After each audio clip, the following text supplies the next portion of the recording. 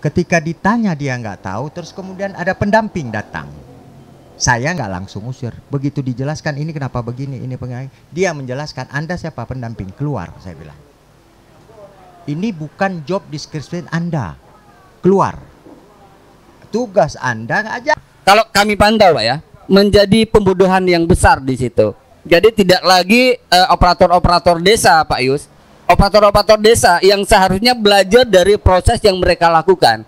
Namun itu hilang dan sengaja mereka tidak memberi ruang itu.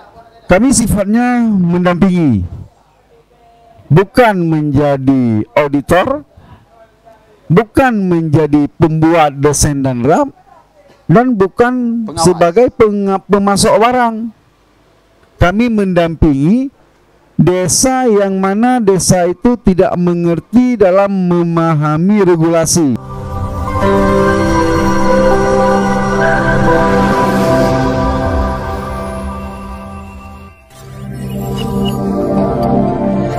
Assalamualaikum warahmatullahi wabarakatuh. Jumpa kembali dengan saya Ilyas Ismail dalam channel Jufri Zen Channel ya.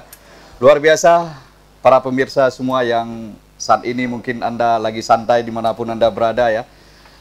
Pada hari ini kita akan bertemu dalam Jufri Zen Channel, yaitu dengan tema kita carut marut dana desa di tengah pandemi COVID. Pendengar pemirsa dimanapun Anda berada, tentunya pandemi COVID ini telah memberi dampak yang sangat berat terhadap perekonomian negara kita ataupun di semua sektor, termasuk yaitu di bidang perdesaan, terutama masyarakat yang ada di desa dan pengelolaan dana desa yang saat ini sangat memberi dampak terhadap COVID-19 atau COVID-19 yang terjadi selama beberapa bulan terakhir ini. Nah, pemirsa semua, pada hari ini telah hadir beberapa narasumber yang khusus kami hadirkan pada sore hari ini di Sahabat Kopi ya, di Sahabat Kopi dalam Jufri Zen Channel, luar biasa. Dan pada hari ini ada yaitu dari DPMG Bapak Dr. Darmawan M. Ali. Assalamualaikum Pak Dokter. Waalaikumsalam warahmatullahi wabarakatuh. Ya. Kemudian ada Bapak Tafial Syah ST. Beliau adalah sekretaris Dinas DPMG atau Dinas Pemberdayaan Desa ya. Luar biasa Pak Tafial Syah, jumpa kembali kita ya. Assalamualaikum Pak Tafial Syah. Waalaikumsalam warahmatullahi wabarakatuh. Ya, kemudian juga hadir yaitu Bapak Yusmiadi SE. Beliau ini sangat tidak asing lagi bagi kita ya. Beliau adalah TA PSD P3MD. Nah, kemudian Assalamualaikum Bapak Yusmiadi. Waalaikumsalam warahmatullahi wabarakatuh. Kemudian hadir juga bersama kita, ini inspektur kita ini, Inspektur Bapak Muhammad Faisal SP, yaitu Kepala Inspektorat Kabupaten Aceh Timur. Assalamualaikum Pak Muhammad Faisal. Waalaikumsalam warahmatullahi wabarakatuh. Ya, kemudian hadir bersama kita salah satu pemerhati sosial di Kabupaten Aceh Timur, yaitu Bapak Masri SP. Assalamualaikum Pak Masri. Waalaikumsalam warahmatullahi wabarakatuh. Alhamdulillah baik. Alhamdulillah. Oke. Kemudian hadir juga penggiat media yaitu Bapak Jufri Zainuddin atau Jufri Zen. Assalamualaikum Pak Jufri. Waalaikumsalam warahmatullahi wabarakatuh. Iya, luar biasa para pemirsa. Hari ini kita akan membahas bagaimana carut marutnya dana desa di tengah pandemi COVID. Kita mulai dengan Bapak Darmawan. Pak Darmawan, ini saya kasih waktu untuk Bapak 3 menit. Oke, silakan Pak. Baik, terima kasih. Kami ingin menyampaikan bahwa sebenarnya pandemi COVID yang sedang kita alami ini memang menusuk, merusak sendi-sendi kehidupan sampai ke yang sekecil-kecilnya. Kita di Kabupaten Aceh Timur sudah dan sedang merintis pembangunan dari desa dengan 513 kampung yang ada di Aceh Timur. Selama 6 tahun pelaksanaan dana desa dari APBDes masing-masing di Kabupaten Aceh Timur sudah kita transfer uang ke desa itu hampir 2 triliun, sekitar 1,7-1,8 triliun. Dengan 6 tahun, ini tahun ke-6 pelaksanaan, banyak prestasi yang sudah dicapai di desa-desa di Aceh Timur. Setidaknya sampai tahun kemarin kita sudah membangun rumah untuk kaum fakir miskin dengan menggunakan anggaran di desa itu hampir 11.000 lebih unit rumah bagi kaum duafa di Aceh Timur. Belum lagi prestasi-prestasi yang lain, pembangunan infrastruktur, pemberdayaan masyarakat dan lain sebagainya. Namun alangkah kagetnya kita di tahun 2020 ini dengan terjadinya wabah pandemi global ini, kemudian pengelolaan dana desa dan uang atau dana yang ditransfer ke desa itu terjadi diskresi-diskresi yang tidak kita inginkan. Pelaksanaannya itu kemudian difokuskan ke COVID, kemudian ke kegiatan-kegiatan untuk mencegah wabah itu menyebar. Dan hal ini memang belum pernah dialami sebelumnya oleh pemerintah desa yang ada di Aceh Timur maupun di tempat lain, sehingga mereka mungkin belum memiliki kapasitas untuk itu, sehingga apa-apa yang sudah dilaksanakan tahun-tahun sebelumnya harus kemudian terpending, kemudian harus dialihkan sumber daya anggarannya itu untuk pelaksanaan COVID. Dan ini jangankan di level Gampung, bahkan di tingkat nasional saja panduan untuk itu belum begitu terstruktur dengan baik. Sehingga ini, ada dana desa itu tidak digunakan untuk pembangunan fisik ya gitu. Terkurangi porsinya, jadi porsinya itu dikurangi untuk pelaksanaan pembangunan fisik, alih-alih lagi untuk kegiatan-kegiatan lain yang seharusnya juga sudah dapat dilakukan oleh Gampung, oleh desa yang ada di Aceh Timur. Kalau sebelumnya selain prioritas pembangunan yang ditetapkan oleh peraturan perundang-undangan, desa-desa yang ada di Aceh Timur ini sudah mampu melaksanakan kegiatan di luar prioritas karena ketersediaan anggaran tadi. Tapi dengan terjadinya wabah ini, jangankan untuk melaksanakan kegiatan di luar prioritas, prioritas pembangunan saja, kemudian porsi anggarannya harus dikurangi untuk kemudian kita alihkan ke pencegahan COVID. Jadi ini juga, nah kita harus sama maklum bahwa kita juga harus memberikan panduan yang tepat kepada pemerintah desa yang ada di Aceh Timur. Kira-kira seperti itu. Iya, oke. Luar biasa ya penjelasan dari Bapak Dr. Dermawan tadi. Kita lanjutkan dengan Bapak Tafialsyah ya. Oke Pak, silakan Pak. Ini Pak kita lihat saat ini dana desa itu BLT ya, terutama dana desa dipergunakan untuk BLT, bantuan langsung tunai. Nah, tapi saat ini BLT-nya Pak, setelah Bapak dibagi kepada masyarakat dari dana desa, ada yang tidak cukup. Ini bagaimana solusinya? Ya, terima kasih kesempatan yang diberikan. Saya coba menggambarkan sedikit ya, dana desa DD yang sumber APBN ya. Di tahun 2020 ini sekitar 387 miliar itu yang dialokasikan, yang dijanjikan meskipun belum diberikan semua. Itu 50%-nya ya, sebesar 127 miliar itu ke BLT.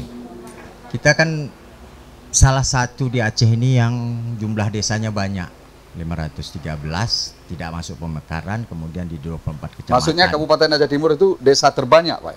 Enggak, kita di urutan 4. Tapi di dalam kategori dari 23 kabupaten kota itu, Aceh Timur itu kan di 5 besar kita bilang untuk jumlah desa. Dengan banyaknya jumlah desa, dengan adanya kucuran dana, permasalahan juga akan banyak. Jadi untuk dana yang dikucurkan itu, dia mempunyai program-program prioritas. Pada tahap-tahap awal, program-program prioritas itu sudah tersusun. Kita kan nggak tahu gelombang badai pandemi ini datang. Nah, jadi masih dalam program seperti terjadwal, tiba-tiba di jalan, datang pandemi. Apa yang mesti dilakukan? Nah, kita kan begitu ini datang rasa pandemi, mengejutkan Pak ya semuanya. Ya, dana yang mesti nggak ada harus diadakan gitu. Seperti kita menyusun sebuah rumah tangga, sudah menyusun anggaran. Tiba-tiba tepuk Honda pakai Honda Go, payah kan toh. Nah, bagaimana? Ya kan? Dana mana? Cadangan yang ada di rumah tangga itu yang demikian. Jadi kita itu membuat satu kebijakan menggeser program-program prioritas tadi. Nah, menjadi COVID teratas. Kemudian ada di situ program stunting yang tidak dihapuskan. Tapi Pak, tapi ini sedikit ya tentang dasar hukumnya itu kok bisa berubah-berubah itu dari baik dari bupati ataupun dari pemerintah daerah ataupun dari pemerintah pusat. Ya, mengenai regulasinya. Ya, regulasinya. Regulasinya itu regulasi yang dilakukan pada prinsip dasarnya itu regulasi top down. Pemilik anggarannya itu kan pemerintah. Iya. Nah, mereka mengeluarkan regulasinya. Untuk DPMG sendiri itu regulasi kita itu di bawah 3 kementerian. Iya. Penyedia dana Menteri Keuangan, pemerintahannya Menteri Dalam Negeri, untuk desanya juga ada Kementerian Desa. Ya. Terus kemudian di situ juga ada stunting. Stunting itu program khusus yang ule balangnya Wapres ya, Pak Kina. Nah, itu juga menjadi ada regulasi tersendiri keluar. Regulasi mereka mengeluarkan ada statement-statement itu kita tindak lanjutin. Jadi setiap regulasi keluar setelah ditindaklanjutin. Itu ada pada tanggal 30 Maret tingkat instruksi presiden aja pada hari itu 3 regulasi keluar dalam 1 hari. Nah, iya, dalam 1 hari. Dalam 1 hari per tanggal itu. Iya, luar biasa. Ada impres, ada kepres, ya kan? Iya. Itu contoh regulasi. Nah, kita di daerah mengadopsi, menindaklanjutinya. Keluarlah peraturan yang kita tindaklanjutin. Sampai di kampung tentu mereka golom habis yang saboh, kai tebik saboh tu. Iya. Siuro pun lego lu. Iya. Tapi itu tugas kita untuk mengalirkannya untuk tentang regulasi. Baik bagaimana cara. Hari ini dibilang begini caranya, besok begini caranya. Kita ikutin. Tidak ada satu ketentuan yang kita buat sendiri, enggak. Ya. Instruksinya datang dari atas, mereka pemilik dana, mereka akan kucurkan ini aturan, ini rule, ikut. Nah, apabila kita tidak ikut, tidak kami transferkan karena mereka milih, ini rule, ikutin, kita ikuti rule-nya. Makanya terjadi ada peraturan-peraturan yang terus selalu berkembang. Iya. Dari antara satu dan luar biasa lainnya. Penjelasannya tentang regulasi. Ini langsung saja kita kan ada pendamping nih ya. Ya, setiap desa itu pengelolaan dana desanya ada pendamping desa nih. Tentunya tugas Bapak Yusmiadi ini ya dari DA, PSD, P3MD. Tentunya semua pendamping-pendamping itu di bawah Bapak dengan carut marutnya regulasinya tadi bisa berubah-berubah, agak pimplan sedikit ini. Bagaimana pengawasannya dari pendamping sendiri? Silakan, Pak. Terima kasih Pak Ilyas atas kesempatan ini. Sebenarnya pertama saya bukan menjawab, bukan memberi saran. Cuman itulah sebenarnya sudah terjawab dengan judul carut marutnya pengelolaan dana desa. Berarti tadi sudah terjawab bahwa regulasi itu yang sebentar-sebentar berubah. Namun saya tidak setuju walaupun regulasi itu berubah-ubah, bahasa carut marut pengelolaan dana desa Jati Timur itu saya tidak setuju. Berarti tidak setuju ya? Saya tidak setuju. Berarti sangat mulus ya perjalanan dana desa. Walaupun tidak mulus, paling tidak carut marut. Iya. Oke, lanjut. Baik. Dalam pengelolaan dana itu sudah pasti ada dilema, ada permasalahan. Lebih-lebih di dana desa dalam masa pandemi seperti ini. Ya. Karena dari awal setiap desa itu melakukan perencanaannya di tahun berjalan untuk perencanaan tahun depan. Ya, seperti di tahun 2019 itu di bulan September Oktober itu desa sudah melakukan perencanaan. Sudah melakukan perencanaan untuk 2020. Ya, jadi musrembang des. Ya, musrembang des, musrembang kecamatan, semua kegiatan yang berasal dari usulan yang dari perdusun diprioritaskan di musrembang des dan dibawa ke dalam musrembang ket. Nah, disitulah akan menjadi usulan desa. Iya. Usulan desa dengan pengesahan APBG-nya. Nah, jadi sebelum memasuki tahun 2021, 2020, maaf, desa itu sudah ada pengesahan APBG-nya. Jadi Januari langsung begitu dana desa masuk ke rekening desa masing-masing, itu desa langsung action. Tidak ada lagi perencanaan, tidak ada lagi musyawarah-musyawarah yang lain. Seperti itu yang kita laksanakan, Pak. Namun ada beberapa desa yang mungkin bisa molor, tentu ada permasalahan intern. Permasalahan intern di desa tersebut yang tidak bisa menyamakan target sesuai dengan schedule nasional. Ya, kabarnya ada desa sampai hari ini belum pembagian BLT-nya belum dilaksanakan dari tahap pertama hingga tahap terakhir. Apa benar itu, Pak? Untuk tahap pertama April itu sudah 513 desa sudah semuanya. Itu sudah tersalur. Jadi penerimanya itu 41.477 KPM. Iya. Untuk tahap penyaluran April. Jumlah dananya yang sudah disalurkan itu 24.886.200.000 rupiah. Luar biasa besarnya. Itu untuk penyaluran BLT bulan April. Ya. Itu yang bulan bersumber April. Dari DD, Pak ya? Dari dana desa. Dari dana desa. Ini bersumber dari desa karena kapasitas berbicara tentang BLT APBK itu bukan kapasitas saya. Iya, oke. Itu ada fungsi masing-masing. Iya. Nah, selanjutnya perencanaan di tahun 2019 yang akan dilaksanakan oleh desa di tahun 2020 ini semuanya terkendala, semuanya harus dibatalkan pelaksanaannya di tahun ini, tetapi akan dilanjutkan di tahun 2021. Iya. Karena ada ini wabah nasional, itu ada pandemi COVID-19 luar biasa yang melanda kita, sehingga Kementerian Desa yang mana hari ini melihat bahwa ini akan berdampak yang sangat luas bagi masyarakat miskin, sehingga pemerintah Kementerian Desa mencanangkan program yaitu BLT dengan dana desa, agar masyarakat miskin yang ada di desa itu bisa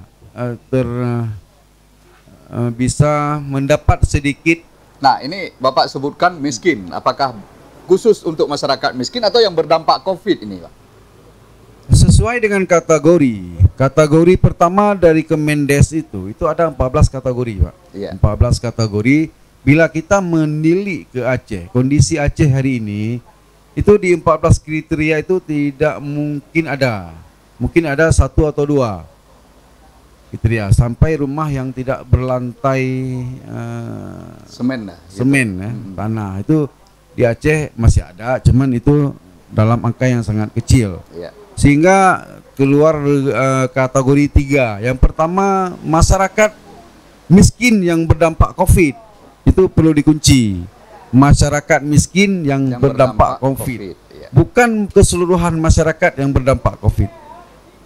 Masyarakat miskin yang berdampak COVID. Itu tolong di garis bawahi. Iya. Yang kedua, masyarakat yang hilang mata pencarian. Iya. Seperti buruh pabrik yang di PHK, tutup, diberhentikan atau dirumahkan. Iya. Saya rasa di Aceh itu sangat sedikit, tidak ada mungkin. Yang ketiga, rumah tangga yang ada anggota keluarganya yang mengalami penyakit atau terinfeksi, rentan penyakit yang sudah lama yang tidak sembuh-sembuh. Oh, gitu. Di situ tidak melihat dampak COVID dan tidak melihat dia si miskin. Iya. Nah, di situ yang penting rumah tangga itu ada anggotanya yang penyakit menahun yang sudah lama sekali yang tidak sembuh-sembuh. Itu juga berhak untuk mendapat BLT dana desa. Seperti itu, Pak, kategorinya. Ya, oke. Kita potong dulu, Pak. Kita lanjutkan dengan pengawasan ini. Sekian lama dana COVID atau dana desa ini digunakan untuk penanganan COVID atau penanggulangan COVID-19. Nah, ini Pak, ada nggak laporan-laporan yang Bapak terima di Inspektorat Aceh Timur dari 514 desa ya yang ada di Aceh Timur? Nah, ada nggak laporan, Pak? pengelolaannya yang makanya kami ngambil tema ini carut marut. Mungkin ada laporannya Pak. Ya silakan. Setidaknya semenjak penyaluran BLT desa ini setidaknya ada 4 desa yang mengadu ke kita. Yang pertama desa Aramia, kemudian yang kedua desa Blanggelumpang, yang ketiga Menasakung, dan yang terakhir itu adalah desa Aramia itu Sungoraya Pak ya, Kecamatan Birenbayun. Birenbayun. Ya. Oke. Jadi ada 4 desa sekurang-kurangnya yang melapor kepada kita, dan alhamdulillah semuanya sudah kita tindak lanjuti. Ya. Hanya saja mungkin penanganan kita selama ini tidak melalui mekanisme pemeriksaan seperti audit biasa, tapi lebih kita minta konfirmasi ke mereka apakah benar ada yang dilaporkan oleh si pelapor. Ya. Misalnya contoh yang di Aramia, yang dilaporkan itu uang itu dibagi rata, dibagi sama semua. Kemudian sama juga kejadian di Blanggelumpang juga begitu. Itu laporannya begitu juga dibagi. Setelah dibagi ada orang yang datang meminta. Tapi setelah kita cross check memang praktek itu ada, tapi itu tidak dilakukan oleh perangkat desa. Jadi ada oknum-oknum yang bergerak di mereka, itu berdasarkan kesepakatan di masyarakat juga. Jadi masyarakat sudah sepakat bahwa dia nanti ketika dia dapat bantuan dia akan membagi ke kawan-kawannya. Tapi itu bukan inisiatif perangkat desa. Kita sudah pastikan itu, kita sudah turun, sudah cek. Praktek itu memang ada, tapi bukan keterlibatan aparat. Sama kayak kejadian di Blanggelumpang juga begitu. Sementara yang kejadian di Menasakung, Pedawa, itu dia laporkan ibu itu tidak dapat, orang lain dapat. Setelah kita cross check, kita minta data, kemudian kita cross check dengan data perangkat, ada nggak perangkat yang dapat bantuan atau tidak. Ternyata kesimpulan kita tidak ada. Meskipun ya biasalah orang nggak dapat bantuan, kemudian dia mengajukan keberatan, seolah ada yang tidak fair. Mekanisme yang ditempuh ketika pembagian musyawarah desa khusus sudah dilakukan, kemudian penyaluran pun diawasi oleh pihak kecamatan, kemudian pihak polsek, dan juga dari pihak dan Ramil termasuk Babinsa dan Babin Katimas. Saya kira secara prosedural mereka sudah tempuh gitu.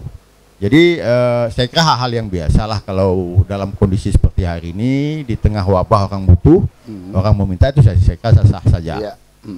Kemudian contoh yang di desa Alubate, kalau tidak salah saya yang dekat PLN kita itu kan, Gardu PLN juga mengadu begitu. Yang mengadu justru rumahnya rumah batu. Jadi yang mengadu bahwa dia nggak dapat bantuan, rumah dia itu lebih layak daripada rumah masyarakat yang lain gitu. Saya kira memang ada foto-foto. Jadi kita crossing ini kayaknya memang nggak layak untuk kita tindak lanjuti. Tapi kita sudah ketemu, akhirnya yang bersangkutan tidak lagi melapor karena mungkin entah malu dia, karena setelah kita cek akhirnya dia nggak melanjutkan laporan. Dan alhamdulillah kita sampaikan laporan ke pengadu itu, kita jawab secara resmi suratnya. Supaya apa? Jangan dia sebagai pelapor nggak terpuaskan bahwa dia tidak lanjut. Luar biasa. Itu barangkali Pak. Oke, Bang Masri ini. Ya, luar biasa, ini pemerhati sosial di Aceh Timur. Mungkin beliau saat ini telah melihat bagaimana perkembangan BLT dana desa yang bersumber dari DD ini dulu ya Pak. Kemudian ada yang bersumber dari BLT Kabupaten. Ya, silakan Bang Masri. Terima kasih Bung Ilyas. Yang saya hormati rekan semuanya. Jadi di sini kan saya melihat sejak digulirnya dana desa, lahirnya Undang-Undang Nomor 6 tahun 2014. Tadi sudah 5 tahun berjalan dana desa beserta dengan anggaran yang disalurkan ke desa-desa. Dari 5 tahun yang sudah bergulir desa, sehingga sangat relevan dikatakan terjadinya carut marut. Dalam ini dapat kita ukur dari tingkat pengelolaan dana desa itu sendiri, baik dalam proses manajemen pengelolaan desa, pengelolaan dana, maupun dalam hal pengawasan dan sebagainya. Ini merujuk kepada tingkat kemandirian desa. Di sini kita melihat dari 513 desa, mungkin dari pihak DPMG maupun dari P3MD bisa menunjukkan desa mana yang sudah mandiri, yang sanggup membuat RAP sendiri, tidak perlu lagi menggunakan jasa maklar. Jadi selama ini kita melihat ada indikasi yang sangat luar biasa dalam proses pembuat RAP itu dilakukan oleh oknum-oknum PDTI. Mereka mengambil upah mungkin sampai 7-8 juta maksud per desa. Bang Masri di sini ada calonya untuk pembuat. Ada calo. Sehingga hari ini Ada calo. desa sendiri yang sudah punya perangkat desa, ada sekdes, ada operator desa. Malah ada sekdes yang PNS, Bang Masri. Iya, hampir semua PNS, ya kan? Bahkan setiap tahun dibuat pelatihan. Tetapi dalam hal kemandirian membuat rak sendiri harus sampai sekarang harus diupah oleh jasa makelar. Nah, itu satu. Yang kedua, terkait dengan situasi pandemik, ya kan? Dalam hal refocusing anggaran dan realokasi berdasarkan Permendes nomor 14, 18 dan 20. Ya kan? Di sini kita melihat proses pergeseran anggaran kan dari program-program yang telah diajukan berdasarkan Musrembang tahun 2020, ya kan? Saat terjadi pergeseran anggaran, kita melihat banyak malah tersisa program-program yang diduga ini program penumpang gelap. Artinya lebih memilih program-program yang tidak relevan, program-program yang tidak efektif dilaksanakan dalam situasi pandemik seperti contoh sosialisasi narkoba, dan ada rencana program pelatihan tipikor, ya kan? Bahkan desa lebih memilih kan anggaran dari program fisik, mereka memangkas dari program fisik sehingga program-program untuk tim COVID operasional tim gugus maupun dalam anggaran dana BLT, ya kan? Sehingga akibat adanya program-program penumpang gelap, ya kan, itu mungkin karena tahun 2020 karena ada pandemi, kalau tidak ini sudah luar biasa ada program titipan-titipan. Padahal berdasarkan esensi Undang-Undang Desa itu dititik beratkan adanya kemandirian desa, adanya sebuah kedaulatan desa. Tapi dengan banyak program-program titipan, program penumpang gelap, contoh seperti rumah rehab yang dititipkan oleh Pemda Aceh Timur, itu mencapai anggaran 15-20% APBG. Itu sangat memberatkan dana desa. Walaupun itu butuh, tetapi tidak semua desa 315 itu membuat program rehab rumah. Ada desa yang sangat membutuhkan, memang perlu warganya direhab rumah, tapi ada desa yang tidak begitu penting dalam hal. Tapi ini seperti kompak, 513 desa ini mengalokasikan dana program rehab rumah. Mungkin tahun 2020 itu dipangkas, ya kan? Iya. Itu satu. Yang kedua, terjadinya persoalan di desa selama COVID. Ini muncul pertama kali dengan kebijakan Bupati Aceh Timur. Dalam hal menjanjikan dana BLT kabupaten, ya kan? Berdasarkan arahan dan surat edaran dari Dinas Sosial yang bahwa dana BLT yang di luar kota dana desa bila tidak tercover akan dibantu melalui dana APBK. Sehingga kita melihat fenomena desa-desa yang tidak mencukupi dialokasikan dari dana desa, ya kan? Sehingga mereka usulkan ke kabupaten, ya kan? Sehingga ada 16.000 jika tidak salah masuk data dari sejumlah desa yang ada di Aceh Timur. Kemudian sampai hari ini belum ada kejelasan, dan bahkan ada informasi yang kita terima itu turun dari DPMG ke kecamatan yang bahwa dana tersebut yang awalnya ditanggung dana APBK dilimpahkan kembali ke desa. Sehingga inilah yang membuat pusing. Harus ditanggung dengan dana desa. Dana desa lagi. Jadi dana desa lagi harus dilakukan perubahan lagi ADG untuk mengusulkan kembali membantu untuk memberikan bantuan melalui BLT di dana desa. Nah, inilah yang membuat pusing terutama Geci maupun perangkat desa. Bahkan ada desa yang didemo oleh Geci. Ya kan? Banyak desa yang didemo oleh Geci karena apa namanya itu? Didemo masyarakat Geci didemo oleh masyarakat didemo Geci dan mempertanyakan tentang dana BLT kabupaten yang dijanjikan. Maka apakah ini betul akan dibantu oleh dana APBK hanya sebagai PHP? Ini perlu ada kejelasan dari pemerintah.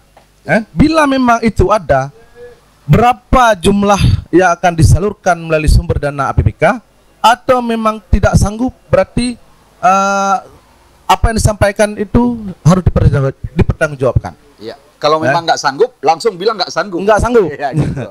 Oke, Bang Masri. Sebenarnya banyak lagi nanti, saya tambah dua sedikit lagi. Kita break dulu karena waktunya 3 menit. Oke, kita lanjutkan ke Bang Jufri. Ini Bang Jufri salah satu penggiat media di Aceh Timur. Beliau saat ini ada di iNews TV ya. Luar biasa Bang Jufri, dan ini juga channel Jufri Zen. Oke, Bang Jufri, silakan Bang Jufri, bagaimana pantauan Anda selama ini terhadap pembagian atau penyaluran dana BLT desa dan BLT kabupaten di Kabupaten Aceh Timur sendiri? Oke, Assalamualaikum warahmatullahi wabarakatuh. Waalaikumsalam. Terima kasih Bang Lias telah memberi kesempatan dan hormat pada para narasumber yang telah bersedia hadir di Jufri Zen Channel. Dengan harapan bahwa diskusi ini akan banyak diakses oleh masyarakat sehingga menjadi peluang perubahan bagi masyarakat.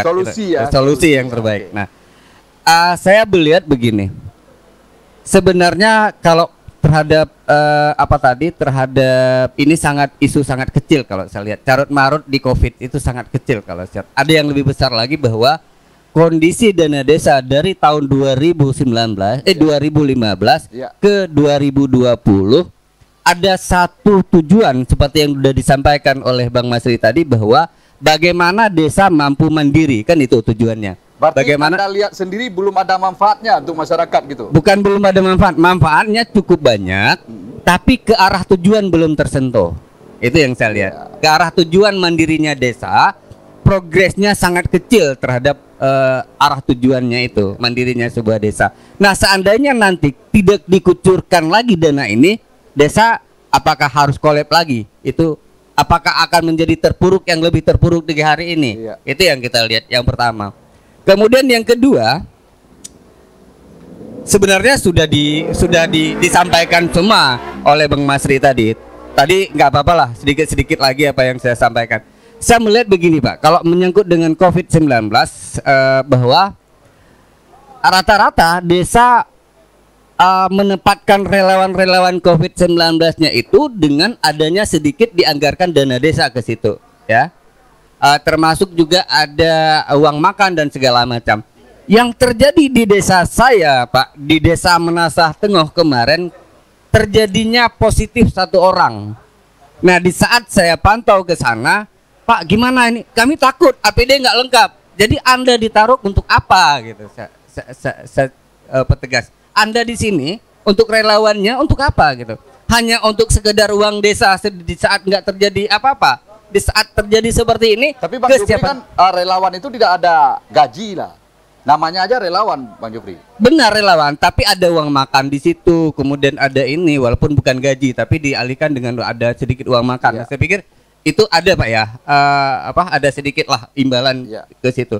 Namun di saat kesiapan ada terjadinya kondisi yang seperti itu, yang nggak siap, bandelnya misalnya orang yang terkena positif, bandelnya tidak mau di swab, ya kan? Mereka nggak ini. Jadi saya selaku media memberanikan diri walaupun itu bukan tupoksi saya untuk mendesak yang bersangkutan untuk di swab agar supaya tidak terjangkit ke yang lain. Dengan inisiatif salah atau tidak salah saya nggak peduli, yang penting orang lain tidak terkena dengan arus itu gitu. Berarti ada pendekatan Anda sendiri gitu. Iya, saya desak Kapolseknya, saya desak jubirnya untuk bagaimana orang itu membangun kesadaran sendiri untuk melakukan swab agar ini tidak menyebar gitu. Akhirnya beberapa orang teleponkan aja, yang kena juga tokoh mungkin setempat lah, ya kan? Nah, dilakukan pendekatan yang lebih ini, kemudian dicoba untuknya agar dia kalau nggak dijemput pergi sendirilah supaya jangan ini. Dan alhamdulillah itu sudah pergi dan sudah dilakukan swab. Artinya yang saya ingin masukkan kalau masuk ke dalam topik bahwa COVID-19 ini dana desa, bagaimana carut marutnya dana desa di COVID-19, itu terjadi satu ketidaksiapan para relawan ataupun sosialisasi yang kurang mendalam, itu saya nggak tahu. Yang penting itu ada sebuah kondisi yang seperti itu yang nggak siap. Kemudian di sisi lain, saya ingin bertanya gini Pak Tarfi atau Pak ini kan, Pak Darmawan atau Pak Yus, Bu Yus atau Bung Yus lah. Jadi gini, ukuran kemiskinan di kita, ya, kalau mungkin di Jawa kita bisa lihat bahwa kemiskinan di Jawa itu dia harus milih makan di tempat-tempat ini kemiskinan di Jawa. Dia harus di tempat-tempat semakah. Harus mulung. Gitu. Harus mulung, harus milih makanan di tempat sampah. Nah, kemiskinan di kita itu nggak ada di kita. Apakah kita nggak miskin? Nah, itu ukuran kemiskinan di kita, gitu kan? Kemudian di kita lagi. Luar biasa, Pak Darmawan ini ya. Kita lanjutkan ke Pak Darmawan. Ini sangat menarik. Yang pertama tadi kata tidak mandirinya desa. Ini bagaimana tanggapan Bapak sendiri ini? Baik, Bung Ilyas, tadi kawan-kawan narasumber juga sudah memaparkan pandangan dari sudut pandang masing-masing. Iya. Kalau kami lebih melihat bahwa segala sesuatu itu harus kita lihat dari sudut pandang yang positif. Nah, jadi berpikir secara positif, kenapa begini, kenapa begitu. Baik, dari segi kemandirian desa, kita melihat bahwa pelaksanaan anggaran yang dikucurkan transfer ke desa itu berlaku mulai tahun 2015. Ini baru tahun ke-6. Iya. 5 tahun yang tuntas, ini tahun ke-6 pelaksanaan. Indonesia sudah merdeka 75 tahun. Iya. 526 pemerintah daerah di Indonesia juga tidak semuanya mandiri. Ukuran tidak mandiri adalah Pemda itu masih mendapat DAU, dana alokasi umum dari pemerintah pusat. Iya. Termasuk Aceh Timur, kita masih dapat DAU, transfer dari pusat ke daerah. Nah, konon lagi Gampung yang baru berumur 5 tahun. Iya. Nah, kami melihat dari sana. Jadi sudut pandang kita bawa ke sisi positif. Artinya apa? Dengan masa pelaksanaan anggaran di Gampung itu baru 5 tahun, kita menilai kapasitas aparatur Gampung itu sudah memadai tidak untuk mengelola keuangan di desa. Iya. Kalau belum, maka akan ada diskresi-diskresi yang kita benarkan selama dia tidak melakukan penyalahgunaan kekuasaan dia, kewenangan untuk menyalahgunakan anggaran desa. Iya. Itu saja kuncinya. Jadi kita dapat memberikan diskresi, pembelajaran kepada mereka supaya mereka lebih mandiri. Nah, toolsnya juga sudah disediakan. Kita sudah dapat menghitung indeks desa membangun. Nah, IDM itu di Aceh Timur dalam 2 tahun terakhir itu dihitung oleh kawan-kawan tenaga ahli di P3MD. Itu penambahan jumlah desa mandiri di Aceh Timur itu sudah progresnya mulai membaik. meningkat grafiknya gitu. Di tahun 2017 mungkin hanya ada beberapa desa saja di Aceh Timur. Tapi di tahun 2018 dan 19 kemarin desa mandiri di Aceh Timur itu sudah mencapai puluhan desa, Abu Yus, ya? Sekitar yang mandirinya belum. Nah, jadi menuju ke sana sudah ada. Tapi kita tidak langsung melakukan pembenaran bahwa pengelolaannya itu tidak baik. Kenapa? 513 desa di Aceh Timur dengan 61 mukim. Sekian uang yang sudah kita gelontorkan transfer dalam bentuk transfer. Itu juga harus kita dampingi. Kemudian juga kita harus melihat kapasitas perangkat desa itu, apakah mereka juga sudah terbiasa atau belum dalam pengelolaan dana yang ditransfer ke Gampung. Nah, tapi sedikit, ya. maaf Pak, mungkin sedikit ya yang lebih ke ini. Saya izin. Ya, silakan Pak Jupri. Kami melihat tadi apa yang diberikan masukan oleh beliau bahwa ada konsultan yang melakukan pembodohan terhadap kementeriannya desa, terhambatnya menteri desa. Yang lebih tajam mungkin saya lihat begini. Ada calonnya gitu. Ada calonnya gitu Pak, ya kan? Ada calonnya. Ya kalau ke arah tujuan di awal 1-2 tahun karena kita tahu bahwa desa itu tidak punya kemampuan di awal. Tapi jangan jadikan itu sebagai sebagai objek, sebagai sebagai nilai masuk yang lain yang nilai-nilai ke arah mendirinya terus hilang, Pak. Karena kalau kami pantau, Pak, ya, menjadi pembodohan yang besar di situ.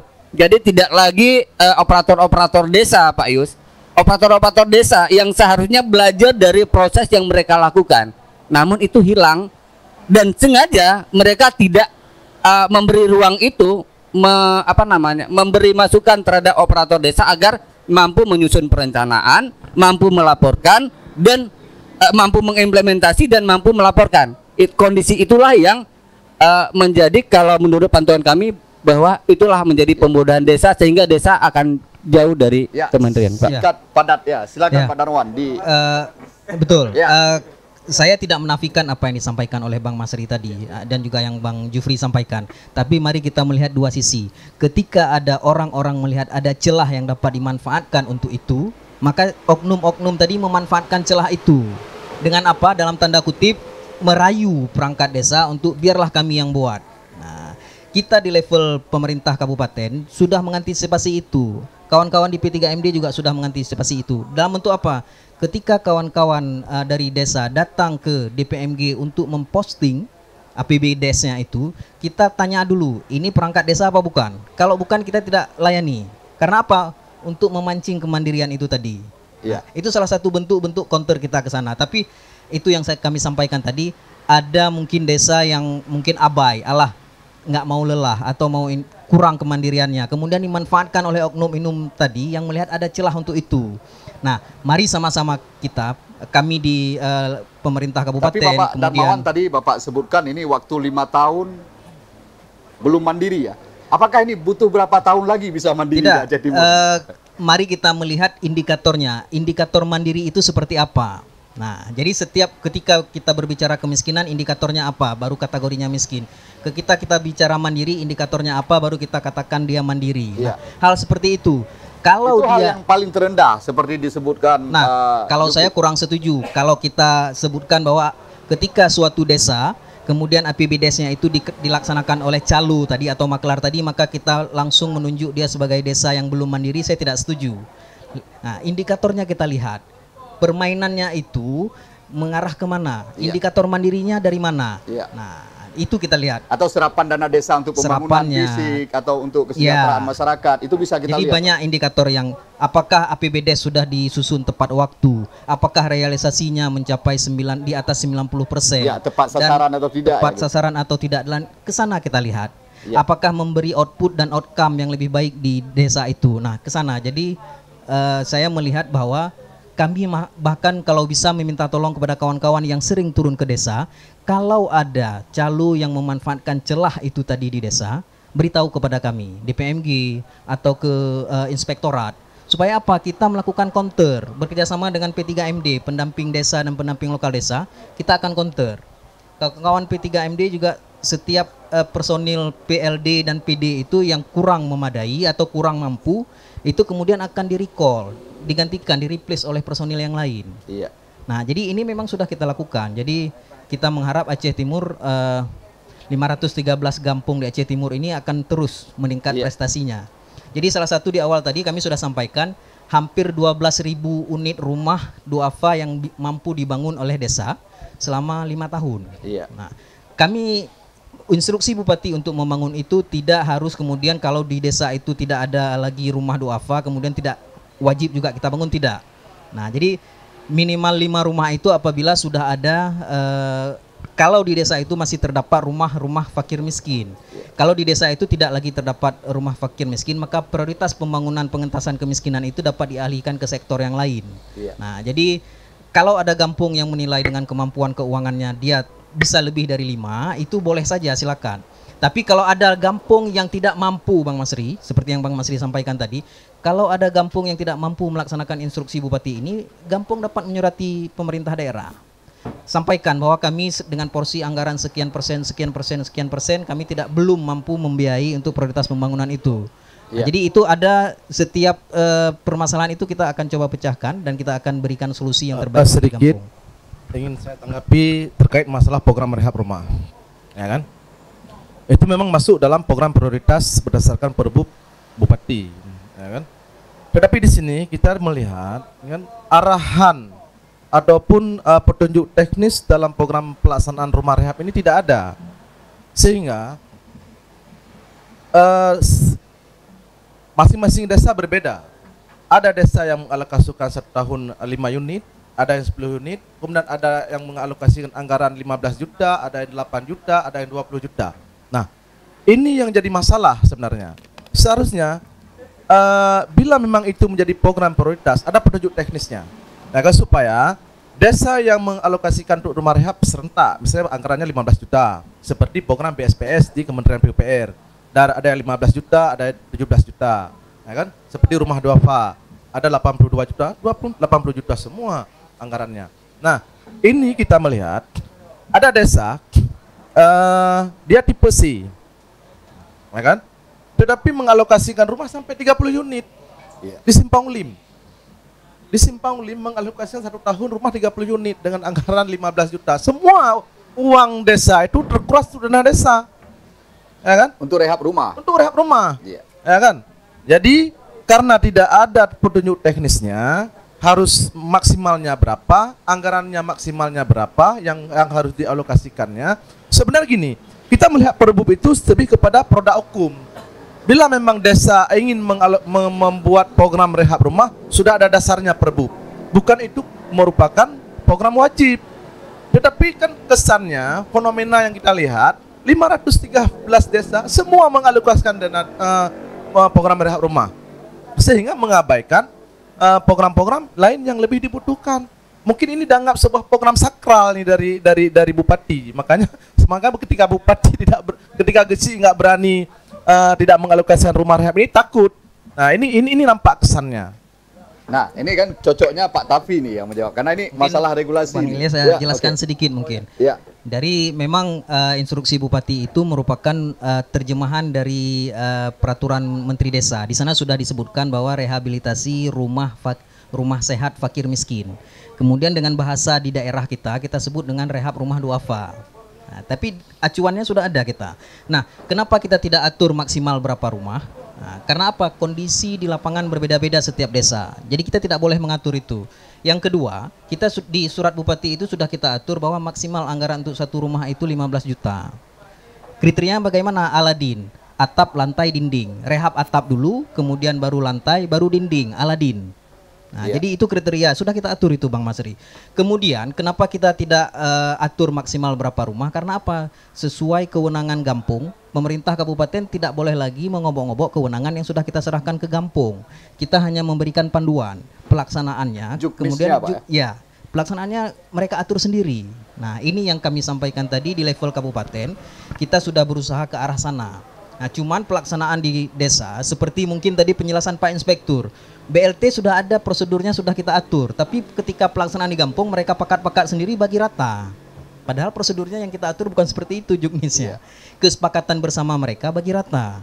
Nah, ini yang harus kita lakukan pemberdayaan mereka, pendampingan kepada masyarakat Gampung, bahwa ada hal yang harus mereka benahi. Ini yang kami sebenarnya harus minta banyak masukan dari pemerhati sosial seperti Bang Masri di Aceh Timur. Kami kan banyak info dari Gampung-Gampung yang kami kurang update mungkin. Dengan ada info dari Bang Masri, kami bisa turun ke lapangan, kita cek, kita akan lakukan perbaikan. Termasuk dari Bang Jufri mungkin yang sering keliling-keliling Gampung, mencari liputan-liputan dan lain sebagainya. Kami harus banyak masukan dari kawan-kawan di media. Terima kasih Bang Ilyas. Ya, oke, Pak Tafi, kita lanjutkan nih.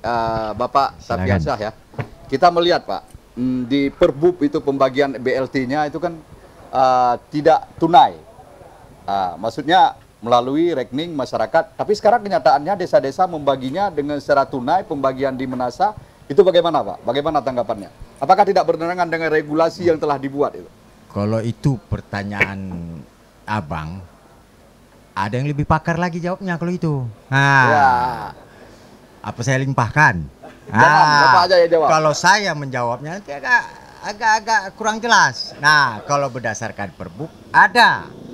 Nah, jadi kalau untuk bagaimana pertanyaan tadi, fokus pada pertanyaan tunai dan non tunai.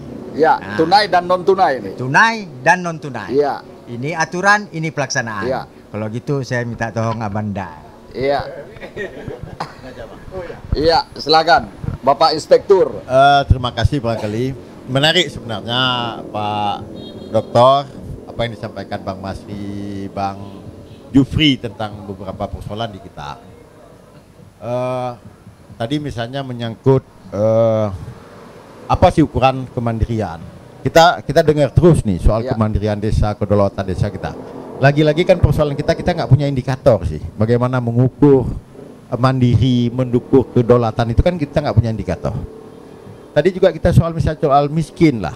Apa indikator kita? Di Kemensos sudah jelas, indikatornya ada 14.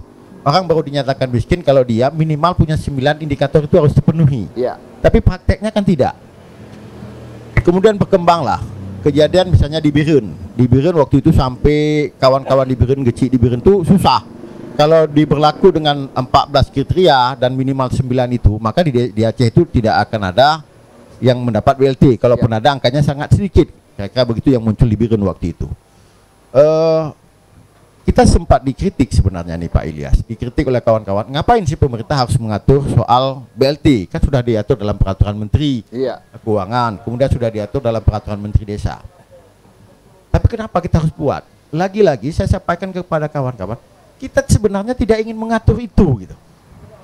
Kita tidak ingin mengatur itu, kita ingin desa menentukan sendiri apa sih kriteria yang paling tepat buat mereka. Lagi-lagi kan cerita soal kedaulatan. Saya soal uang itu saya kira nggak begitu apa gitu. Kedaulatan itu yang paling penting, lebih mahal dari segalanya. Gitu. Ya, kalau kedaulatan desa, kedaulatan negara itu lebih dari segalanya. Orang rela mati segala macam demi sebuah kedaulatan. Jadi berangkat itu kita sebenarnya tidak ingin mengatur soal itu. Biarlah aturan yang sudah ada di peraturan Menteri Keuangan, kemudian ada di peraturan Menteri Desa, laksanakan desa. Tapi prakteknya Pak Ilyas, prakteknya nih Bang Masri, masih desa itu nggak paham. Gimana loh? Orang begitu dia lihat peraturan Menteri Desa, gimana kriteria miskin, tidak miskin? Ini kan nggak punya kriteria yang jelas. Kalau kita pakai maka nggak ada, nyaris nggak ada di Aceh yang akan dapat bantuan. Akhirnya kita duduklah dengan kawan-kawan dari DPMG, kemudian dari pemerintahan, kita ajak duduk Pak, kawan-kawan dari pendamping desa, TA pendamping desa, kemudian kita ajak duduk kawan-kawan dari kecamatan, kita diskusikan apa perlu nggak kita nyusun ini gitu. Intinya kita nggak mau gitu, nggak mau supaya Pak desa mandiri itu, nggak mau. Tapi ketika kita menyadari bahwa di desa ini gelagapan gitu, kami nggak cukup dengan ada yang aturan peraturan Menteri Keuangan, nggak cukup dengan peraturan. Ketika itulah maka kita melakukan intervensi, membuat regulasi soal itu. Kita buat regulasi supaya ada arah. Kemudian kita lihat literatur, misalnya ada tulisan Pak Takwallah kalau nggak salah, Ketua Ombudsman. Beliau bilang jangan disamakan kriteria miskin yang untuk BLT desa dengan Kementerian Sosial, kata beliau. Jadi ini aturan yang khusus, maka yang kita gunakan adalah kriteria miskin menurut versi Kementerian Desa, sehingga akhirnya lahirlah aturan kita. Kemudian terkait menjongkot misalnya soal tunai non tunai, saya kira kita sudah paham lah, lazimlah terjadi di kita begitu orang dikasih uang tunai itu ada yang potong, ada sunat segala macam. Itu sebenarnya bukan praktek yang 1-2 hari ini, sudah bertahun-tahun praktek sunat itu sudah biasa gitu. Kekhawatiran ini kita diskusikan juga dengan kawan-kawan, kita diskusikan apakah kita pilih tunai atau tidak tunai. Akhirnya mayoritas, kita nggak bilang semua setuju gitu, tapi secara mayoritas kawan-kawan setuju kita buat non tunai. Pertimbangannya apa? Supaya nggak ada pungutan, uang masuk ke rekening. Kita diskusikan juga dengan Bang Masri, kita diskusikan kenapa harus tunai non tunai. Akhirnya kita putuskanlah non tunai. Ternyata kan ini muncul gejolak gitu. Muncul gejolak ini. Ya, termasuk ini gejolak dari Pak Masri. Wah, ini nggak benar nih desa, lah. Kawan-kawan termasuk mungkin di depan kita ada juga Bang Darwin. Ini nggak bisa nih Bang. Oke. Akhirnya kan ini semua keberatan-keberatan kita berikan, kita revisi aturan yang ada. Kita berikan uang, boleh tunai, boleh non tunai. Untuk non tunai boleh lakukan, tapi libatkan kecamatan, libatkan Babinsa, libatkan Polsek, libatkan dan Ramil. Supaya apa? Minimal angka kebocoran penyalahgunaan itu lebih kecil gitu. Dan prakteknya hari ini, alhamdulillah, saya katakan dari 513 desa, 13 desa kita, hanya 4 yang datang melapor. Itu menandakan bahwa nggak begitu besar lah. Persentasenya sangat kecil. Sangat kecil. Persoalan ini ketika itu. Ada sedikit pertanyaan, Pak. Ya, silakan. Pertanyaannya yang pertama, dana COVID ini, baik dana operasional maupun dana pengadaan barang dan jasa untuk penanggulangan COVID, termasuk BLT ini masuk dana budgeter atau non budgeter? Karena ini kan situasinya bencana, itu satu. Sehingga kita melihat begitu leluasa, begitu berani pihak desa, kita melihat adanya penyimpangan dalam proses pengelolaan dana COVID ini. Mungkin jika memang kita lihat dana untuk BLT itu sangat kecil, karena itu sudah ada data, sudah ada jatah masing-masing. Nah, ini kita melihat dari dana operasional dan pengadaan barang relawan COVID. Itu kan setiap desa itu ada berdasarkan tipe, ada yang 60 sampai 90 juta per desa, ya kan? Nah, kita melihat fakta di lapangan, kan? Dengan kondisi posko mungkin hampir identik dengan kandang ayam sebatas strata dan spanduk. Bahkan ada yang tidak berfungsi lagi. Tidak berfungsi. Kemudian kita melihat juga, karena ini kami keliling juga, kan, ke desa. hanya sebagian kecil, mungkin 1-2 desa yang ada aktif tim relawan. Mungkin kalau di Mandat di sana yang ada Pak Enadin. Nah, tetapi hari ini kita melihat Itu pun karena ada puskesmas di situ mungkin ya. enggak ada, memang aktif di situ. Oh, karena iya. yang dipakai perempuan-perempuan di situ kan. Nah, yang herannya mungkin ini menjadi ranahnya Pak Inspektorat ini kan. Semua dana untuk operasional maupun untuk tim relawan biaya makan itu mungkin sudah terkuras habis di setiap desa. Kalau memang hari ini terpapar virus, COVID, nggak ada lagi anggaran, nggak ada lagi posko, nggak ada tim relawan lagi, nggak ada yang mau bekerja lagi. Semua tim relawan sudah dibayar dari April, mungkin sudah dibayar biaya makannya, sehingga dana untuk operasional itu sudah habis semuanya. Jadi padahal itu pertanggungjawabannya itu ada terhadap kehadiran, karena ini kenyataannya orang relawan nggak ada di posko, tetapi uangnya habis, nah kan? Nah, itu mungkin bisa dijelaskan sama Pak Inspektorat. Saya tambahkan dulu lah. Nah, kita sepakat tadi kan, dalam rangka menciptakan kemandirian desa, kedaulatan desa, desa itu jangan terlalu banyak diatur lah.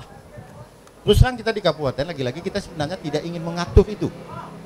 Saya kebetulan terlibat dari awal, mungkin Pak Dokter tahu persis, Pak Abu juga tahu persis, dari 2014 sebelum undang-undang desa itu lahir, kita sudah terlibat. Awalnya kita tidak ingin mengatur Pak Ilyas. Kawan-kawan mungkin Bang Masri, kemudian Bang Yufri, kita tidak ingin mengatur. Kita ingin melihat desa mampu nggak mandiri, desa mampu nggak. Tapi kan ada kekhawatiran di kita sebagai orang tua. Kita anggap kabupaten itu sebagai orang tua. Kalau kita nggak ngatur, nanti mereka ini bermasalah. Sama kayak tadi Bang Masri bilang, kenapa pemerintah nggak ngatur soal harus 15 juta, 20 atau 80 juta untuk rehab rumah. Lagi-lagi kan sebenarnya kita tidak ingin masuk ke wilayah mengatur itu. Cobalah desa mandiri menyusun itu. Tapi prakteknya kan tidak, justru ada bias di sana. Itu barangkali. Kemudian terkait apa yang disampaikan Bang Masri barusan, misalnya ada relawan desa lawan COVID misalnya.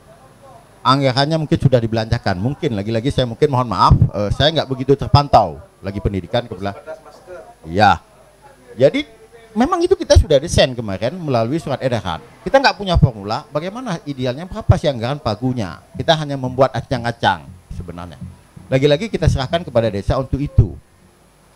Kemarin saya dapat informasi langsung mungkin dari Pak Bupati bahwa ini nggak ada ini. Alhamdulillah hari ini sudah dapat juga informasi dari kawan-kawan bahwa di desa-desa itu uangnya dihabiskan tapi kegiatan relawan tidak jalan. Alhamdulillah kemarin barusan saya tanda tangani surat dan tadi kita sudah edarkan mungkin di grup desa sudah kita edarkan bagi desa-desa yang sudah mengamprah uang itu dan tidak melaksanakan, kita minta mereka untuk melaksanakan itu.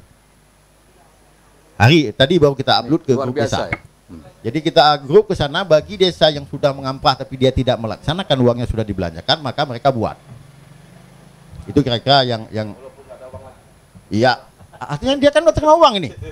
Dia nggak bekerja, dia udah terima uang makan, ya kita suruh minta digantiin gitu. Nah, nanti jadi bisa diperpanjang posko, uangnya apa? Kalian udah makan duluan, dan sekarang pakai uang sendiri. Kira-kira begitulah bahasa kasar. Oke, Pak Yusmedi. Mungkin sedikit. Ya. Mungkin itu berkait dengan pertanyaan saya ke beliau juga nanti. Mungkin sedikit.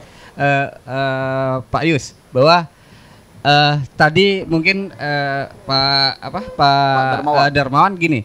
Indikator sebuah kemandirian desa adalah bagaimana mampu melaporkan, mampu merencanakan, mampu melaporkan, mampu mengimplementasi. Itu indikator setahu saya bahwa mandirinya sebuah desa seperti itu. Gitu. Kalau nggak salah saya seperti itu. Nah di saat kalau memang sudah, saya tetap pada yang tadi bahwa kalau sudah dilaporkan oleh pihak lain, direncanakan oleh pihak lain, ini Bang Yus ini tepatnya direncanakan oleh pihak lain, diimplementasi oleh desa, kemudian dilaporkan oleh pihak lain. Ini akan terjadi sebuah penyimpangan yang luar biasa. Karena yang melaporkan juga enggak partisipatif, ya kan? Yang menyusun perencanaan juga enggak partisipatif. Sesuka hati dia dalam melihat desa bagaimana, ya kan? Tidak terjadi sebuah proses partisipatif antara masyarakat dengan yang menyusun perencanaan. Tuh. Gecik juga di saat dibawa Pat kena kami tah kuteken. Camat juga seperti itu Pak, tanpa ada kontrol balik terhadap perencanaan itu Pak Yus. Jadi lahirnya laporan copy paste gitu Bang Jupri. Iya, kebanyakan seperti itu yang saya lihat Pak Yus. Barangkali salah anggapan saya. Mungkin Pak Yus lebih tahu lah, karena yang dibawa-bawa Pak Yus akan melakukan itu. Menurut kami, tapi nggak tahu juga cara pasti Pak Yus. Ya, pantauannya ada di Pak Yus ya. Iya, ada di Pak Yus. Nah, oke, silakan Pak Yusmedi. Ya.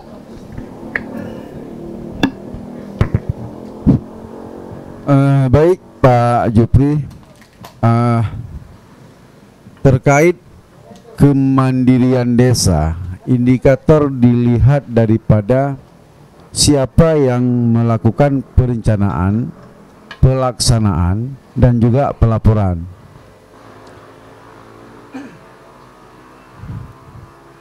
Terkait daripada dana desa, kami selaku pendamping desa itu selalu yang kami sampaikan kepada aparatur desa, terutama Pak Geciknya. Namun seperti yang Bapak Jupri lihat, bahwa masih ada desa yang pelaksanaannya diserahkan ke pihak ketiga. Nah, ini kembali memang kewenangan dan ranahnya desa. Desa, undang-undang memberi hak kepada desa bila desa memang belum mampu kadernya, boleh mengambil pihak ketiga. Boleh mengambil pihak ketiga dan boleh dibayar dengan anggaran desa. Namun tanda kutip di situ, pihak ketiga itu bukan pendamping desa itu sendiri. Nah, ini dari pihak luar, Pak Yus. Dari pihak luar. Misalnya ada konsultan yang mampu membuat desain dan draft, yang punya legalitas, itu desa boleh memakai, nggak dilarang. Dana saja ya. Sah-sah saja. Dana desa juga boleh mencantumkan item pembayaran untuk pihak ketiga itu, perencanaan untuk konsultannya desa. misalnya Ya. gitu. Boleh. Undang-undang membolehkan itu. Namun tanda kutipnya, saya juga minta teman-teman daripada media agar bisa membantu untuk bisa Aceh Timur ini kita lebih baik ke depan. Kita lebih mengharapkan kader desa itu sendiri yang mampu dalam membuat baik itu perencanaan, pelaksanaan, dan juga pelaporan. Nah, dan ada satu kendala di kita, di kami pendamping. Kami sifatnya mendampingi, bukan menjadi auditor, bukan menjadi pembuat desain dan draft, dan bukan Pengawas. sebagai pemasok barang. Kami mendampingi desa yang mana desa itu tidak mengerti dalam memahami regulasi. Ada desa yang tidak mengerti dalam pelaporan. Intinya pendamping membantu, bukan membantu membuat. Membantu membuat, membantu menerima upah, itu tidak dibenarkan. Itu tidak dibenarkan, dan itu kode etik. Bila ada pendamping yang menerima upah sebagai pembuat desain dan draft di desa. Selanjutnya pendampingan seperti yang disampaikan oleh Pak Darmawan, bahwa kita akui ada desa yang memang masih tergantung kepada pihak ketiga, dan ada desa yang memang sudah kita lihat di saat mereka pengajuan pelaporan ke DPMG itu, sekdes ataupun operatornya yang hadir ke kantor. Jadi tidak ada hadir pihak ketiga. Dan ada juga pendamping yang mendampingi. Memang tugas wajib pendamping seperti itu. Maksudnya gini, pada saat mengantarkan laporan ke DPMG atau ke keuangan, itu mengantarkan oleh pihak sekdes APBG-nya yang sudah jadi atau bagaimana? Bisa saja ke APBG dibuat di sana, di desa. Mereka setelah selesai, memang sekdes yang mengantarkan ke kabupaten. Pengesahan APBG itu di desa masing-masing. pengesahan APBG di desa masing-masing.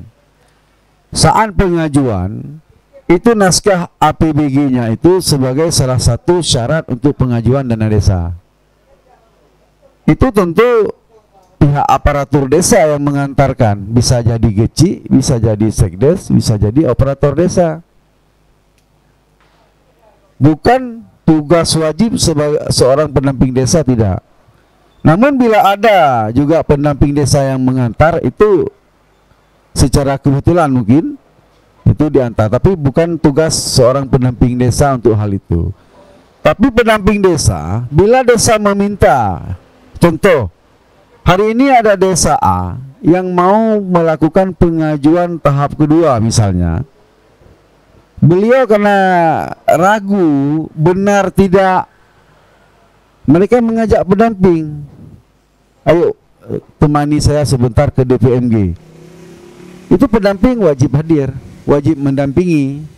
Saat ada kesalahan nanti pendamping yang akan memfasilitasi itu bisa diperbaiki agar bisa menghemat waktu dan jarak dan biaya untuk kembali ke desa memperbaiki baru balik lagi. Jadi pendamping bisa membantu desa di kabupaten agar membatasi desa itu lebih banyak mengeluarkan biaya pulang pergi dalam pendampingan tersebut. Iya. Oke, luar biasa. Kita lanjutkan kembali. Ini ke Bapak Tafialsyah nih. Ini kita melihat baru-baru ini ada Bapak Gesi, ya. Ada Ketua Forum Gesi Perlak yang minta tolong kepada Bapak Upati tentang penyaluran BLT dari APBK. Itu bagaimana tanggapan Bapak sendiri? Iya, satu pertanyaan yang kembali juga bukan ranah saya seperti Iya. ini. Ini yang ditanya nih kan payah nih. Saya jualan perabot, tapi ditanya beli ikan nih, bingung saya. Iya. Kalau untuk BLT APBK sebaiknya Bang Lias undang nih dari dinas satu lagi nih. Tapi kalau Bang Lias tanya BLT DG, DLT DD, tanya. Hana mungkin lumpuh belau besar tanyong sayur. Jadi hana ranah ini ranah siapa Pak ini? kan? Ini ranah siapa ini? Ini pelimpahannya itu di dinas sosial. Meskipun kami ada tahu, Iya. tapi sebatas tahu aja. Tapi kan menyangkut desa juga Pak. Tidak bisa, lain sumber dana lain kementerian, lain aturan. Berarti salah kami ya tidak mengundang orang dinas sosial ke sini Kalau ya. Itu ditanya dia. dinas sosial, datang komplain. Iya. Bukan hak Anda menjawab, kok Anda beri keterangan, sok tahu katanya. Iya. Jadi kan kita kasih pakarnya, kebetulan pakarnya nggak datang pula, nggak Iya. diundang kan. Oke, luar biasa. Cuman sedikit saya mau gambarkan ya, ada berapa ya tentang ranah yang ditanya ini, termasuk dari Bang Masri, kenapa desa nggak bisa buat Iya. buat apa. Ketika desa mengajukan untuk tahap pertama penata usahanya, itu kita periksa. Kita tahu bahwasanya itu bukan dibuat oleh desa, cepat itu. Begitu ada kesalahan, Banda Tanyong, sorry ya campur-campur. Begitu kita tanya, dia nggak bisa jawab. Berarti bukan dia yang bawa. Meskipun kita screen, Anda siapa? Perangkat desa? Oke, perangkat desa. Ada sebagai apa? Iya. Begitu dia bawa, kita tanya nggak tahu, berarti bukan dia yang buat. Dibuat orang-orang lain. Kami tidak memeriksa ke situ, tidak ke sejauh situ, memeriksa siapa yang membuat. Tugas orang-orang pendamping itu mendampingi, mengajarin atau apa. Nah, kemudian kalau itu diukur satu desa tidak mampu, kita bisa bercermin.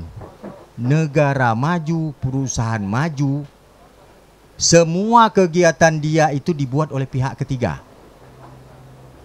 Lihat Singapura bergerak di bidang perdagangan, akuntannya pihak ketiga. Swiss bergerak di bidang bank, keuangan, itu pihak ketiga. Perusahaan besar Ada konsultannya. konsultan desainnya pihak ketiga, akuntannya pihak ketiga semua. Tetapi karena kita namanya desa, bejek kedroile, kalau udah mampu kaya baru bayar orang. Berarti Pak Tafialsyah tidak setuju dengan dipanggil calu tadi ya? Oh, bukan saya tidak setuju. Kita kan berharap dengan kos yang lebih kecil, kalau desa yang melakukannya kosnya kan lebih kecil. Iya. Hai dapat goro. Kita masak sendiri di rumah dengan kita beli di kedai, mana kosnya lebih besar? Tentu lebih besar kalau kita beli di restoran. Tentu enak memang punya restoran, tapi yang dimasak bini agak kurang enak. Tapi secara kos kan lebih murah dia. Iya. Nah nih 500.000 1 bulan. Tapi kalau kita belanja di kedai, tadi bukan ukuran satu kemampuan desa. Satu bahagian yang maju itu dilaksanakan oleh pro dari pihak ketiga. Cuman kita untuk menutupi kosnya. Jadi dibuatlah desa yang mengerjakannya. Dibuatlah aturan desa yang mengerjakan. Jadi kasihlah pendamping untuk mengajarnya. Cuman namanya desa, terima dana desa. Begitu terima desa bagaimana untuk bertanggung jawabkannya? Sama saya sejak 1987 di dunia pengadaan barang jasa atau di dunia lelang. Mana kontraktor yang besar yang mampu buat RAP sendiri? Ada perusahaan. Pasti pihak ketiga ada. Sedikit Pihak numpang. Ya, oke, lanjut Pak Masri. Mungkin ada yang Sedikit, mau silakan, ditanyakan. Mas. Ingin saya tanggapi apa yang disampaikan oleh Pak Dalfi. Sebenarnya pihak ketiga ini tadi Abu Yus juga menjelaskan bahwa pihak ketiga itu dibenarkan untuk jasa konsultan, jasa perencanaan, ya kan? Tetapi yang masalah ini, yang menjadi calo ini oknum PDTI, ya kan? Jadi oknum PDTI ini bukan 1-2 desa Pendamping saja. desa maksud Anda nih, Ini ya. pendamping desa, teknik, infrastruktur apa namanya? PDTI, ya? Yang teknis, pendamping desa teknis ya, ya, oke. Itu yang jadi masalah.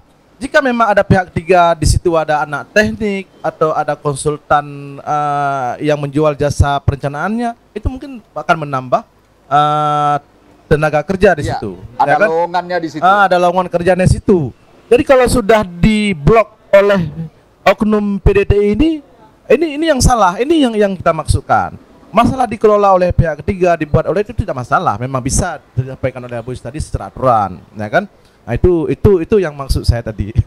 Iya. Jadi gini, Ah, yang dimaksudkan Pak Masri, oknum yang mencari rezeki di situ, ya kan? ya.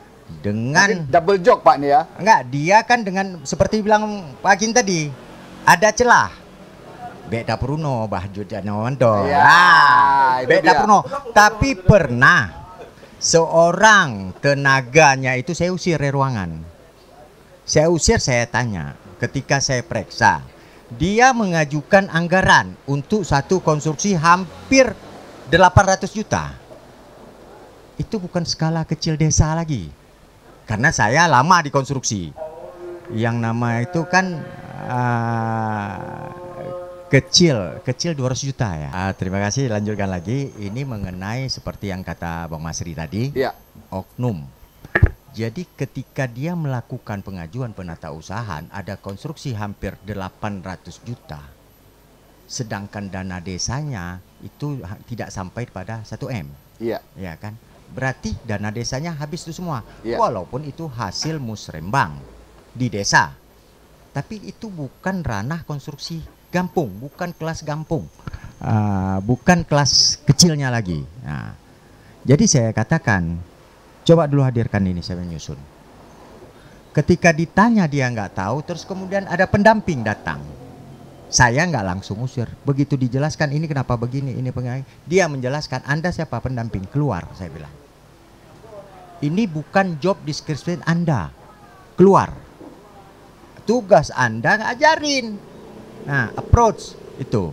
Anda keluar, bukan hak Anda. Dan Anda dibayar untuk mengajarin, bukan membuat. Nah, dia marah, merasa tersinggung dan marah. Ini mau dilanjut atau? Berarti Anda 2 nokang nih ngambilnya nih, saya bilang. Ini mau dilanjut atau Anda keluar, saya bilang. Menyadari fungsinya, dia keluar. Saya kembali ke desa, sebaiknya Anda belajar cara nyusun. Disitulah kemandirian desa. Disitulah mampunya aparat, saya bilang. Anda aparat enggak tahu, saya sudah nyatakan. Pernah di radio saya nyatakan, pernah face to face. Saya bilang, masalah TI, saya 24 jam boleh dihubungi HP, tapi yang sopan di atas jam 10 malam saya nggak layak, saya bilang. Silakan konsul. Untuk pengadaan, untuk teknik. Karena saya memang mengarah ke situ, saya bilang. Itu untuk kinerja oknum. Saya nggak menyorotin ya. Mungkin ada ranah Bang Faisal nanti yang karena inspektorat itu bukan lagi di luar tapi sudah di dalam. Itu oknum tadi ya Bang Masri ya, yang cari objek Bang Masri. Kemudian saya ingin menyinggung sedikit aja tentang BLT APBK, tapi walaupun bukan ranah Bapak. Bukan ranah saya. Sedikit aja ya menyinggung. Ketika rapat, saya sampaikan ke Bupati, saya teringat tulisan Bang Masri medsos. Pak Bupati, drone KPHP, ada nggak medsos? Drone KPHP. PHP masalah apa? Kenapa ada unsur dari pemerintahan berani menyampaikan bahwasanya yang tidak tertampung di dana desa akan dibayarkan APBK, tapi APBK belum tersalurkan. Drone KPHP, dan ya kan? Ya, dijawab Pak Bupati, saya tidak PHP kan. Tapi apakah data yang disampaikan akurat? Data yang disampaikan udah akurat itu. Urung kaya terimong, urung kaya diusul. Itu saya sampaikan. Saya kan hanya melihat drone populer DPHP, bukan rumah saya bilang. Tapi mengingatkan. Nah, itu kebetulan dari Dinas Sosial hadir. Itu bukan rumah saya, tetap seperti saya begitu, bukan rumah saya. Tapi karena pernyataan BLT sama-sama bantuan langsung tunai, satu rumah sana satu rumah sini, hanya mengingatkan katanya. Validkan data, saya lakukan katanya. Oke pemirsa luar biasa, pemirsa Jufri Zen yang saya sayangi semuanya. Mungkin ini di sini saja part 1 ya. Kita akan sambung kembali di part 2. Bagaimana dengan carut marutnya dana desa di tengah pandemi COVID saat ini. Kita tutup di part 1. Wassalamualaikum warahmatullahi wabarakatuh.